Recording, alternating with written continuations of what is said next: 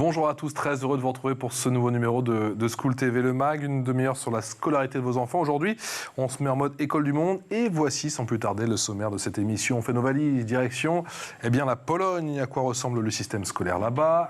Que vaut-il ? Comment a-t-il évolué ces toutes dernières années ? Élément de réponse dans un instant avec Irina Capron. L'éducation, priorité des priorités dans ce pays. Quels sont les moyens mis en place ? Comment s'opère le pilotage des nombreuses réformes qui ont été opérées ? Avec quels résultats surtout ? Là aussi, on se posera toutes ces questions. Et puis les écoles polonaises vont-elles passer sous contrôle du pouvoir conservateur ? C'est la crainte de nombreuses associations, de comités de parents d'élèves et d'étudiants. Leurs interrogations sont-elles véritablement fondée, oui ou non? On en parlera avec nos différents invités. On est en Skype avec Urszula Papocka. Bonjour, merci d'avoir accepté notre invitation. J'espère que je n'ai pas égratigné votre nom. Professeur en linguistique à l'Université catholique de Lublin et présidente de l'Association des professeurs de français en Pologne. Il va falloir être un peu clément avec moi aujourd'hui concernant la prononciation. Malgorzata Piotrowska, bonjour. Vous êtes enseignante au Centre de formation des professeurs de langue vivante, bonjour, et d'éducation européenne, et vous êtes à l'Université de Varsovie. Et on est en plateau avec Gustav Szelka, bonjour. Bonjour, merci de m'avoir invité. Merci à vous, on est content de vous recevoir sur School TV. Vous êtes étudiant polonais en master diplomatie internationale. Et vous êtes courageux, en 5e année de Sciences Po. Rien que ça. C'est parti pour la loupe, c'est parti.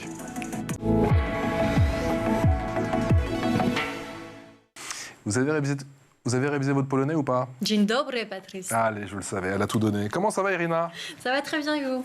Ça va super. Racontez-nous un petit peu l'histoire justement de l'éducation polonaise. Alors après la Seconde Guerre mondiale, l'éducation est prise en main par le régime communiste et l'enseignement professionnel est privilégié pour former une main-d'œuvre qualifiée. Le système éducatif devient ensuite obligatoire et en 1978, ils ne sont que 1,2% d'illettrés. En 1999, il y a une réforme de l'éducation pour offrir aux Polonais un système plus homogène et une scolarité plus longue. Le collège, qui n'existait pas, fait son apparition. Avant, il y avait 8 années de primaire et on entrait directement dans l'enseignement secondaire. À quoi ressemble le système polonais aujourd'hui? Alors, le système éducatif est obligatoire de 6 à 16 ans. Il y a eu notre réforme en 2017 pour supprimer à nouveau le collège et revenir au système scolaire d'avant 1999. Donc aujourd'hui, on retrouve l'enseignement préscolaire à partir de 3 ans. Ensuite, il y a l'école primaire qui dure 8 ans. L'enseignement primaire commence vers 6 ans avec la classe 0 qui est une année préparatoire et qui peut se faire soit à l'école maternelle, soit à l'école primaire. Et c'est dans cette classe 0 que les élèves apprennent leur première langue étrangère, donc l'anglais. Et à la fin de la primaire, donc de la 8e année, les élèves passent un examen écrit pour déterminer le niveau de connaissance des élèves et pour accéder à l'école secondaire. Les résultats sont importants lorsque le nombre d'élèves est supérieur au nombre de places disponibles dans un lycée. Et les élèves ont ensuite accès à l'enseignement secondaire, donc le lycée en voie générale sur 4 ans ou le lycée professionnel ou encore le lycée technique. En termes de rythme scolaire, ça donne quoi? Alors l'année scolaire se déroule du 1er septembre jusqu'au dernier vendredi de juin. Ils ont une semaine de vacances à Noël, 2 semaines en février et 4 jours pour Pâques. Les élèves ont cours du lundi au vendredi, en primaire généralement de 8h à 13h et au lycée de 8h à 15h. Et leur pause déjeuner est de 20 minutes. Quelle est la place de la religion en Pologne? Alors, la Pologne accorde une grande importance à la religion. Plus de 90% de sa population est catholique. Dans les années 90, l'enseignement du catéchisme durant la scolarité des enfants est une pratique généralisée en Pologne.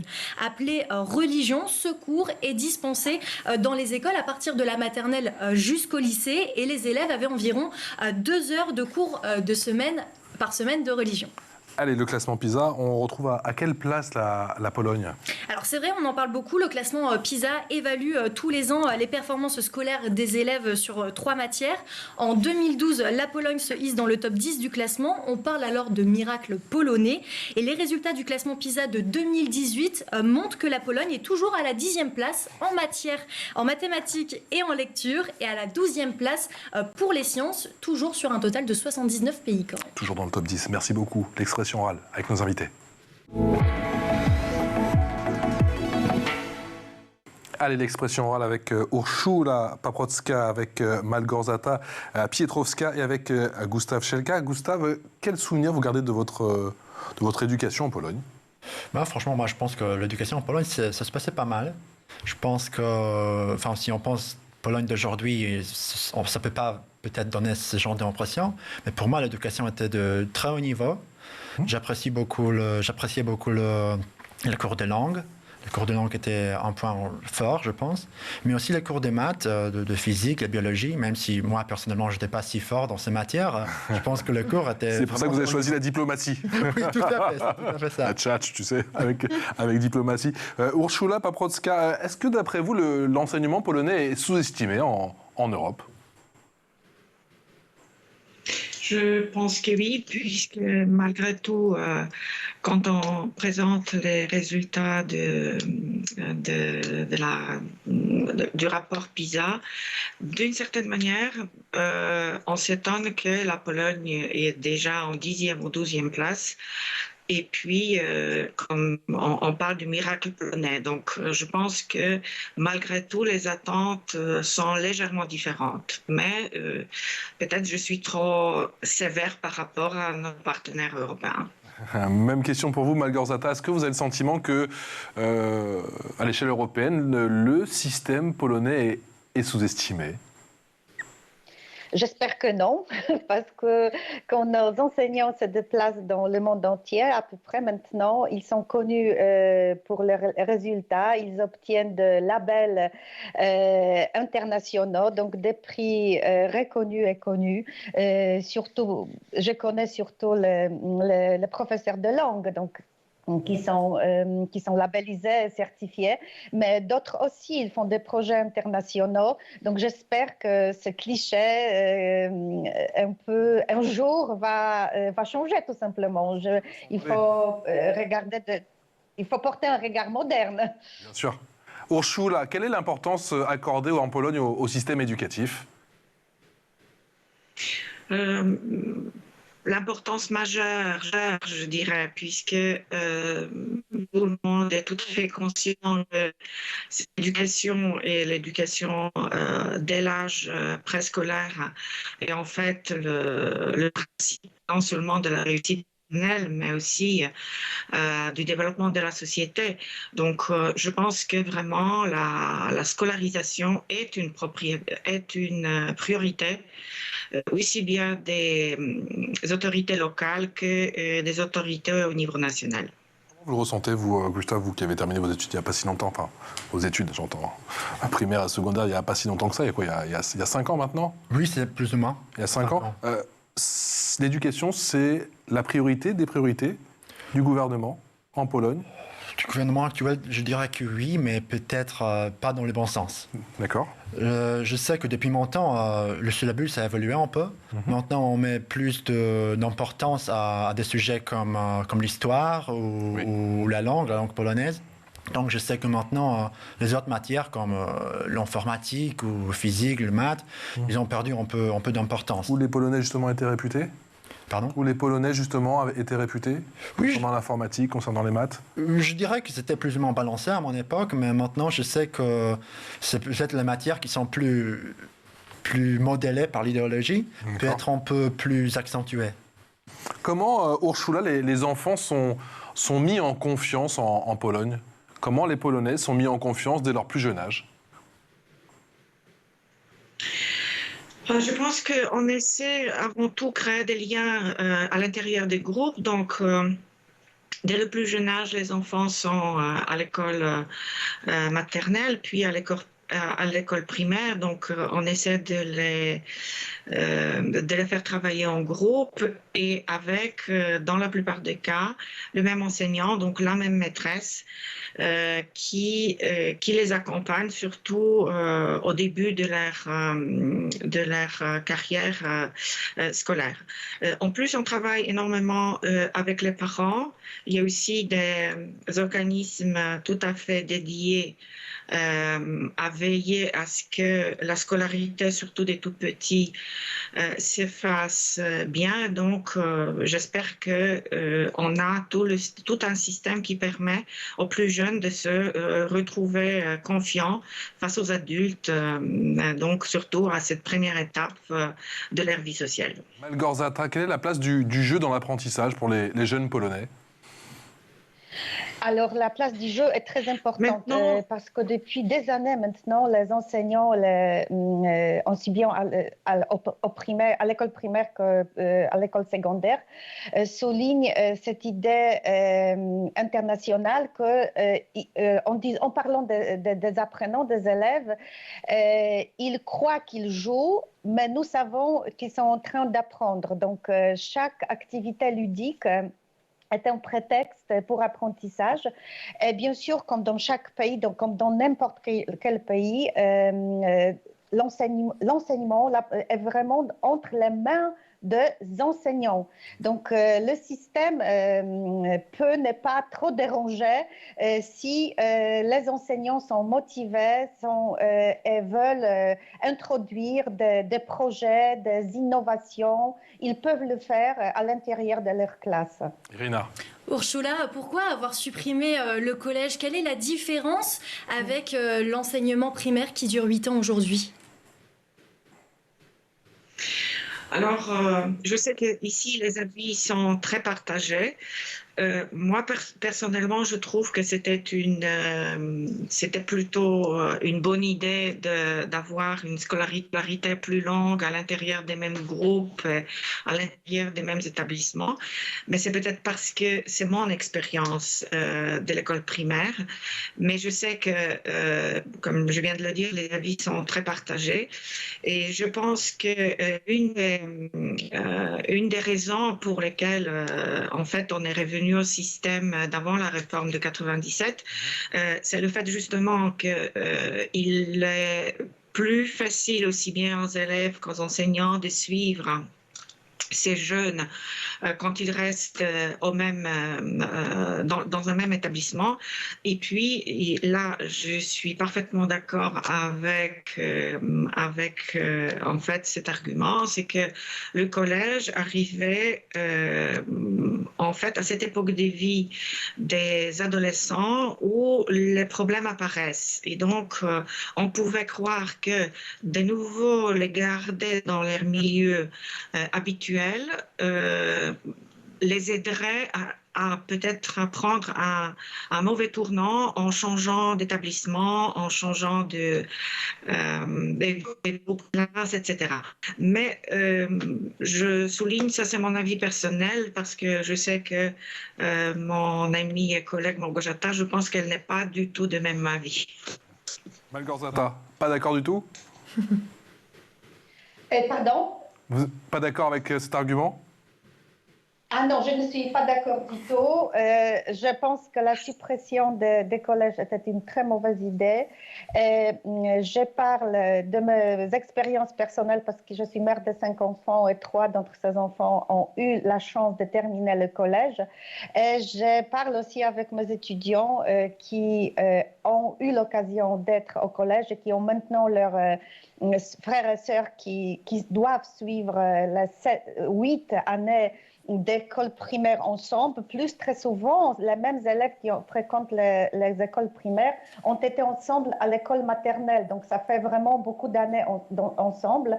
Et, selon donc, mon avis et les avis des personnes dont je parle, le fait de pouvoir souffler au bout de beaucoup d'années d'apprentissage, d'aller voir ailleurs, c'était très motivant parce que, comme vous savez, psychologiquement parlant, malheureusement, partout dans l'enseignement aussi, on met des étiquettes très souvent sur les gens.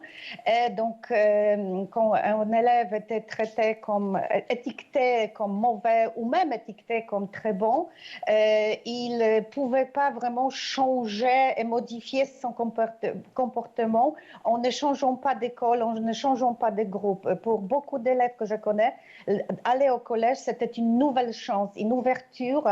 Ils pouvaient créer leur nouvelle personnalité, si vous voyez ce que je veux dire. Ils pouvaient se développer autrement, montrer un autre visage. Donc, moi, je suis tout à fait contre cette réforme qui a supprimé cette chance d'évolution d'adolescent. Supprimer le collège, c'était une fausse bonne idée, Gustave?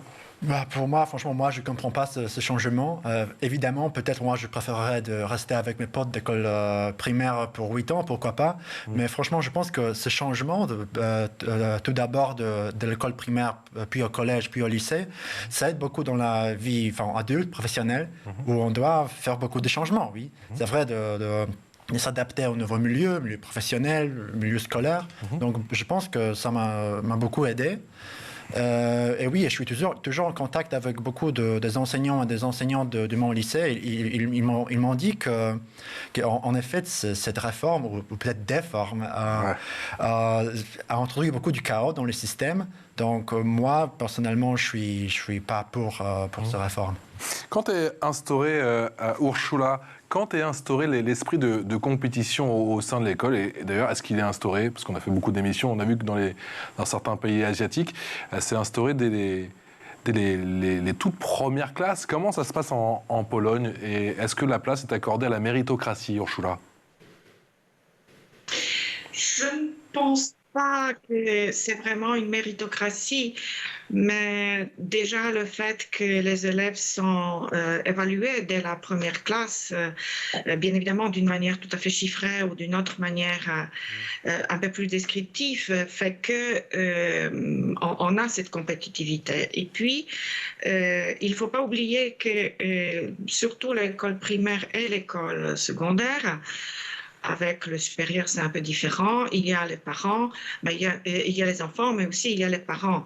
Et parfois, j'ai l'impression que cette compétitivité se joue beaucoup plus au niveau des parents qu'au niveau des enfants. Mais puisque les résultats scolaires influent après sur en fait, la carrière professionnelle, donc on ne peut pas dire que la compétitivité est complètement absente de l'école polonaise. Non. Malgorzata, je pense que ça existe. Malgorzata, quelle est l'importance de la note en Pologne?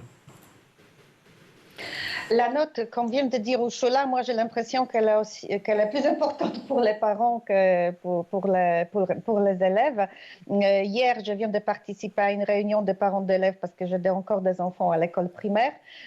J'ai vu donc l'importance accordée surtout par les parents parce que justement la prof principale de notre classe, elle souligne que parmi les élèves de cette classe en tout cas, il n'y a pas cette importance. Ils apprennent parce qu'ils aiment apprendre et ils veulent connaître de choses nouvelles, mais les parents insistent. Ça, c'est vrai que la compétitivité entre les parents existe. Les parents comparent souvent quelles activités extrascolaires ont leurs enfants, etc., etc. Donc, c'est vrai qu'ils poussent leurs enfants ils comparent les notes, oui, même quand ils sont en train de demander quelle note ils viennent d'obtenir à l'école. Malheureusement, très souvent, la question suivante est Pierre, Kasia, Zosia, elle a obtenu quelle note? Donc, je suis tout à fait d'accord avec Urshula qu'il faudrait parler un peu plus. On essaye avec les parents pour un peu baisser leurs besoins de bonnes notes chez leurs enfants. Irina? Oui, Malgorzata, on en a parlé au début de l'émission, la Pologne accorde une grande importance à la religion. Aujourd'hui, le cours de religion est optionnel. Est-ce qu'il y a toujours des élèves qui suivent ces cours? Y a-t-il eu une baisse des élèves ou il y a toujours cette grande importance autour de la religion en Pologne? Je ne connais pas les chiffres, mais je sais que d'après le titre que j'ai lu dans les journaux, je sais que le nombre de ceux qui choisissent la religion, ce nombre a baissé, mais je ne sais pas exactement quels sont les chiffres.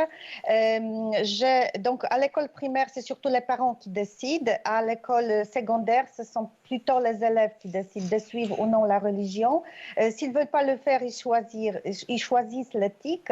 Mais je pense que c'est un peu cet esprit des groupes aussi qui joue un rôle important. C'est-à-dire que s'il y a des collègues qui suivent la religion, moi je vais y aller aussi parce qu'après ensemble on a la première communion. Donc cet esprit d'être ensemble règne toujours. Mais les parents et les élèves sont tout à fait libres de choisir la religion ou non. Gustave, quel est le poids, quel est l'impact de la religion justement dans les enseignements en Pologne ? Moi, personnellement, j'ai eu de la chance d'avoir des enseignants de la religion qui étaient un peu à l'esprit ouvert, je dirais. Mais je dirais que l'importance n'était pas vraiment si grande. Mais par exemple, moi, quand au lycée, j'ai décidé de quitter ce cours, je n'ai eu pas de problème avec ça, avec l'administration ou avec des parents.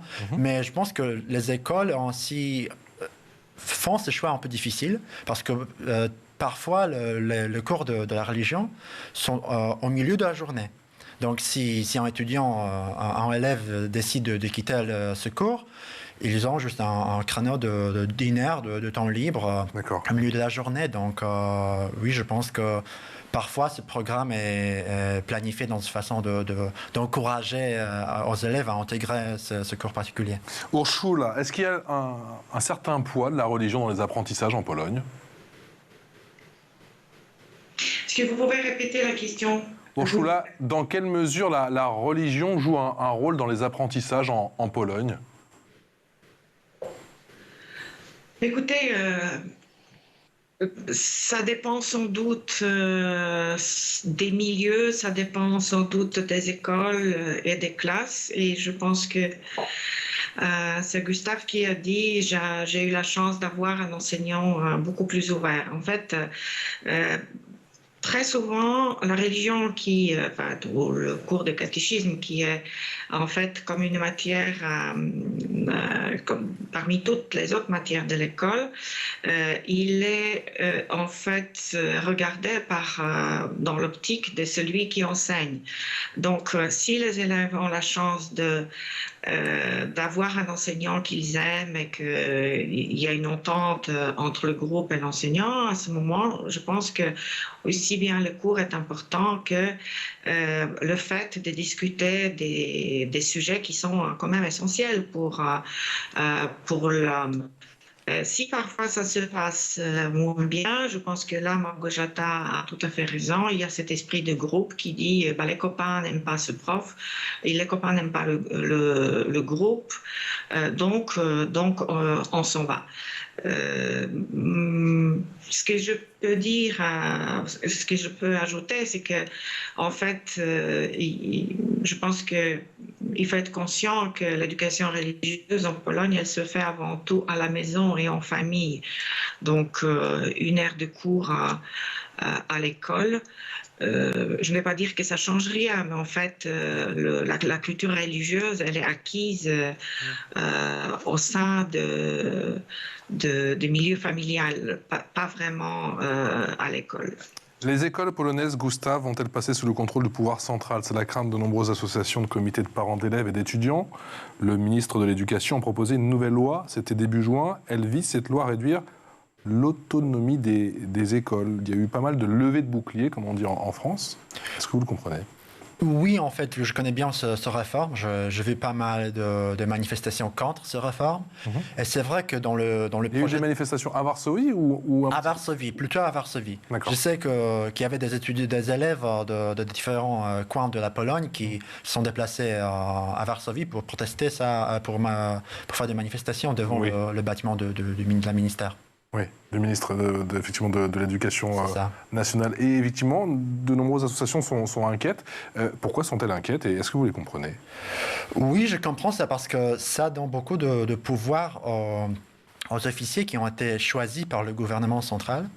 Donc, ça donne beaucoup de pouvoir aux gens qui peuvent qui peuvent représenter des intérêts du parti au pouvoir, à vraiment intervenir dans le programme enseigné dans les écoles. Donc, évidemment, c'est problématique. Et de plus, je sais que dans ce projet, Il y avait aussi un passage sur possible interdiction d'enseignement fait par les ONG dans les écoles. Oui. Donc certaines matières qui sont peut-être pas enseignées par les enseignants sont aussi bloquées si c'est un ONG qui peut-être enseigne des choses qui ne sont pas en accord avec la ligne du parti du pouvoir. D'accord. Et là, du coup, ce serait directement le cabinet du ministre qui déciderait et ce serait plus à l'échelle de l'école. Ça sera plutôt à l'échelle des régions. La région. Donc, dans les régions. Le district ou la région. D'accord. Oui, tout à fait. Des représentants administratifs qui sont choisis par le gouvernement, par les ministres de l'Éducation. Quel va être l'impact de cette nouvelle loi Urshula ? Je ne sais pas. Mais parce que la loi, elle n'a pas été encore votée. Mais je voudrais quand même, je dirais, nuancer un tout petit peu les propos de mon collègue, parce que bien évidemment, en fait, on vit dans un pays démocratique, donc on peut être pour, on peut être contre. Mais malgré tout, en fait, cette réforme donne un peu plus de pouvoir de contrôle aux homologues des recteurs des académies en France. Donc en fait, il ne s'agit pas de nouveaux fonctionnaires qu'on va nommer pour pouvoir contrôler ce qui se passe à l'école, mais c'est de tout simplement renforcer en fait les prérogatives de ceux qui sont déjà en place. Je ne sais pas vraiment si cette réforme est effectivement indispensable.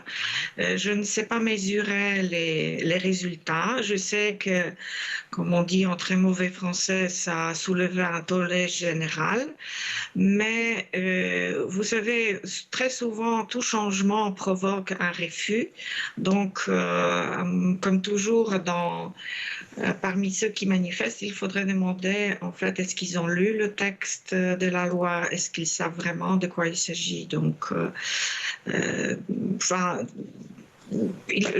comme je viens de le dire au début de mon intervention, moi je suis toujours pour nuancer un tout petit peu les oui et les non. Et vous attendez de voir effectivement une fois que cette loi sera peut-être pourquoi pas promulguée. Même question, Malgorzata, est-ce que effectivement l'école va bientôt avoir une doctrine plus conservatrice et avec des fondements basés sur les valeurs chrétiennes? J'espère que la vigilance justement de gens qui sont très comment dirais-je, très actifs réagissent immédiatement sur les propositions qui voudraient limiter la liberté, n'est-ce pas, par exemple, dans notre sujet d'éducation et d'enseignement. J'espère que leur vigilance quand même va un petit peu freiner les propos extrêmes qui apparaissent dans cette loi. Donc, je les remercie. Mais de notre côté, je veux dire que depuis des siècles, n'est-ce pas, notre histoire est très, vous savez, révolutionnaire. La Pologne existait, n'existait pas. Et toujours l'éducation et l'enseignement étaient entre les mains des gens, à vrai dire. Ce n'est pas le ministre, n'est-ce pas? Ce n'est pas ces officiers qui vont entrer dans les classes. Donc, moi, connaissant mes collègues profs, j'espère qu'ils vont avant tout évaluer par leur bon sens tout ce qui se passe, tout ce qui est écrit, parce que tout ce qui est écrit ne doit nécessairement pas être réalisé, n'est-ce pas, comme partout, n'est-ce pas? Donc, quand la loi est mauvaise, quand la loi freine la liberté, donc comment dire, nous, les enseignants, on a appris à s'en sortir. Donc, j'espère que c'est le bon sens qui va quand même gagner, que donc, les enseignants ont vraiment un esprit très ouvert en Pologne, très ouvert. Ils sont très cosmopolites, ils aiment voyager, ils font des échanges avec les pays du monde entier. Donc, j'espère que malgré j'espère d'abord que cette loi ne va pas être votée dans sa forme très très stricte, que grâce à ces manifestations, elle va être nuancée. Et si malheureusement ça passe au vote, il y a quand même des gens dans les classes avec leurs élèves qui vont savoir ce qu'il faut faire. Merci à tous les trois, merci infiniment d'avoir répondu à toutes nos questions. On avait bon nombre de questions, on avait une chronique même qui est passée à l'âge, je suis désolé, ma chère Irina, sur les professeurs. On en reparlera. On en reparlera assez rapidement, on fera une autre émission effectivement sur la Pologne. Effectivement, beaucoup de femmes qui enseignent et peut-être pas encore beaucoup de professeurs masculins. On en reparlera bien évidemment avec vous, on vous réinvitera bien évidemment. Merci à Urszula Paprocka, j'essaie de ne pas me tromper. Merci à Malgorzata Piotrowska et merci à Gustav Szelka. On vous retrouve bientôt parce que vous êtes voisins, en tout cas tant que vous êtes du côté de Sciences Po, sauf si vous partez. Pourquoi pas très bientôt du côté de Bruxelles. C'est en tout cas tout ce que je vous souhaite. Merci à tous les trois. Irina, on se retrouve demain pour une nouvelle aventure. Dziękuję. Dziękuję. Ciao.